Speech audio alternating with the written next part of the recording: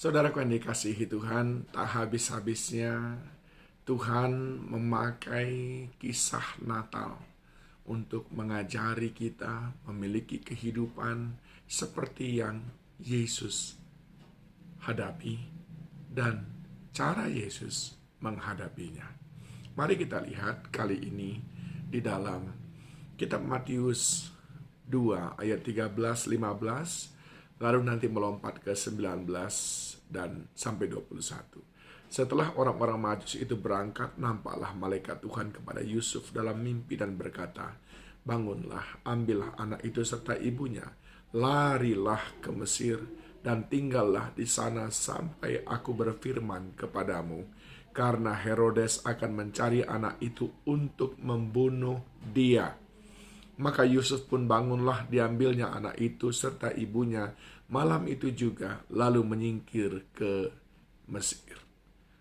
Lalu dikatakan, dan tinggal di sana hingga Herodes mati.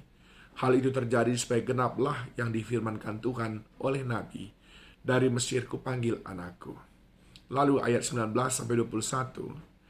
Setelah Herodes mati, nampaklah malaikat Tuhan kepada Yusuf dalam mimpi di Mesir, katanya, "Bangunlah, ambillah anak itu serta ibunya dan berangkatlah ke tanah Israel, karena mereka yang hendak membunuh anak itu sudah mati."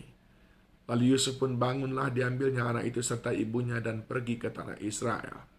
Saudaraku yang dikasihi Tuhan, apa yang kita pelajari dari sini, saudaraku? Yang lahir ini adalah raja di atas segala raja, tetapi dia pun mengalami yang namanya ancaman. Dia juga mengalami situasi yang sangat mengerikan. Dia mengalami situasi yang penuh kesederhanaan. Dia juga mengalami keadaan di mana dia seakan-akan terlunta-lunta. Bahkan saudaraku, dia harus menyingkir untuk menyelamatkan dirinya sebagai manusia. Tetapi apa yang kita lihat di sini, setiap musim dalam hidupnya selalu ada malaikat yang menyertai, yang merupakan representasi daripada surga yang selalu menuntun dia, sehingga tidak pernah Yusuf di dalam kebingungan. Dia selalu berjalan dari satu tuntunan ke tuntunan berikutnya, sehingga tidak pernah dia pula dalam ketidakpastian. Memang hal-hal menakutkan dia alami. Memang menunggu dia alami. Memang hal-hal yang tidak mengenakan, capek, lelah dia alami. Tetapi malaikat Tuhan selalu menuntun dia untuk memberitahu apa yang harus dia lakukan.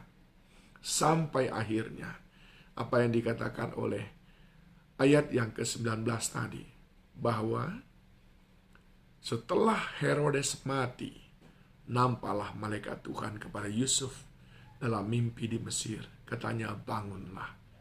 Saudara lihat ini baik-baik. Tiba waktunya Tuhan membalikkan keadaan. Herodes pun mati dan Yusuf bisa kembali ke tanah Israel. Apa yang ingin saya sampaikan kepada saudara? Natal mengajarkan kita untuk menjadi pribadi-pribadi yang berani menghadapi tantangan. Dan ketahuilah, Tuhan menyertai kita.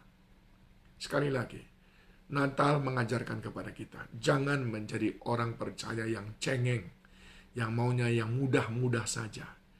Tapi beranilah menghadapi tantangan yang ada di depan, yang kita tidak tahu apa yang ada di depan kita di tahun 2023 dan seterusnya.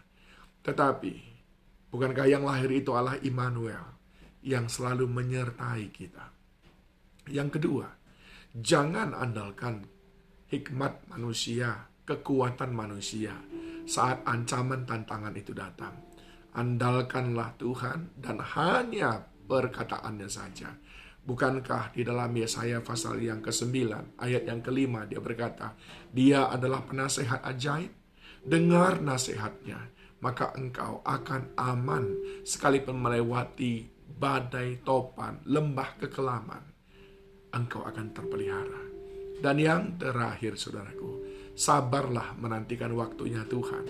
Karena Dia akan membuat semuanya indah pada waktunya. Dia akan menyingkirkan Herodes-Herodes dalam hidup saudara. Bukankah Kitab Pengkhotbah 3 ayat 11 berkata, Ia membuat segala sesuatu indah pada waktunya. Natal mengajarkan kita ini semuanya. Yang pertama, jadilah kuat. Jangan mudah putus asa. Allah beserta dengan kita. Yang kedua, andalkan Tuhan. Jangan khidmat manusia, kekuatan diri sendiri. Dan yang ketiga, sabar menantikan waktu Tuhan. Karena Dia membuat indah pada waktunya. Selamat Natal.